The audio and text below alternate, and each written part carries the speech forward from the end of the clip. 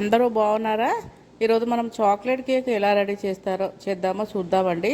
దీనికి కావాల్సిన పదార్థాలు ఒక ఒక బౌలు షుగరు, ఒక బౌలు మైదా, ఒక హాఫ్ బౌలు చాక్లెట్ పౌడరు, ఒక 2-3 ఇలాచి, ఒక హాఫ్ బౌలు బేకింగ్ సోడా. ఇవన్నీ మనం ఒక దగ్గర ఒక బౌల్లో పోసి పెట్టుకోవాలండి. మనం ఈ కేక్ మాత్రం మాకు కోడలు రెడీ చేసిందండి మా మ్యారేజ్ డే కోసము. మాకు చాలా హ్యాపీ అనిపించిందండి. మనం కొనుక్కుంటే చాలా దొరుకుతాయి, కానీ మనం రెడీ చేసుకుంటే చాలా ఆనందం అనిపిస్తుంది, చాలా తృప్తిగా ఉంటుంది కదండి. దీనికి కావాల్సినవన్నీ ఒక బౌల్లో పోసేసి ఇలా మిక్స్ చేసి ఒక 2 కానీ 3 కానీ ఎగ్స్ పోసి మళ్ళీ బాగా మిక్స్ చేసుకోవాలండి. మనం ఈ పౌడర్ని ఎంత బాగా మిక్స్ చేసుకుంటే మన కేక్ కూడా అంత బాగా వస్తుందండి. స్పాంజీ లాగా చాలా బాగుంటుంది చాక్లెట్ కేకు.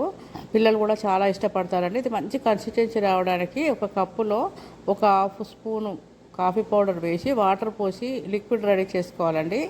ఈ లిక్విడ్ను కొంచెం స్పూన్తో బాగా కలుపుకున్న తర్వాత బాగా మిక్స్ అయిన తర్వాత దీన్ని మనము రెడీ చేసుకున్న పౌడర్లో ఈ వాటర్ కొద్ది కొద్దిగా పోసుకుంటూ వీడియోలో చూపించిన విధంగా కొద్ది కొద్దిగా పోసుకుంటూ కలుపుకోవాలి. మంచి కన్సిస్టెన్సీ రావడానికి చాలా బాగా ఉపయోగపడుతుంది. వాటర్ ఒకేసారి కప్పు వాటర్ పోయకూడదు, ఇలా కలుపుకుంటూ కొద్ది కొద్దిగా పోయాలి.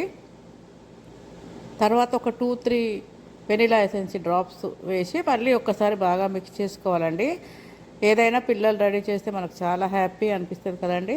దాంట్లో బౌల్లో ఒక ఆయిల్ వేసేసి కొంచెం ఆయిల్ వేసి పేపర్ వేసేసి మనకు కావాల్సినంత లిక్విడ్ దీంట్లో పోసుకోవాలి. బౌల్ చూసుకొని బౌల్ తగ్గట్టుగా లిక్విడ్ పోసుకోవాలండి, ఎందుకంటే కేక్ పొంగుతుంది కదా.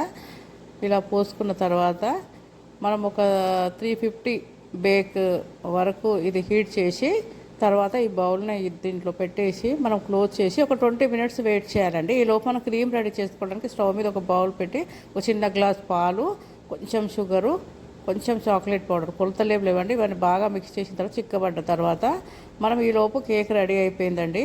దాన్ని మనం ఉల్టా వేసేసి పేపర్ తీసి చాలా బాగా వచ్చిందండి కేకు. దానిపైన మనం రెడీ చేసుకున్న క్రీమ్ వేసి డెకరేట్ చేసుకోవడమేనండి.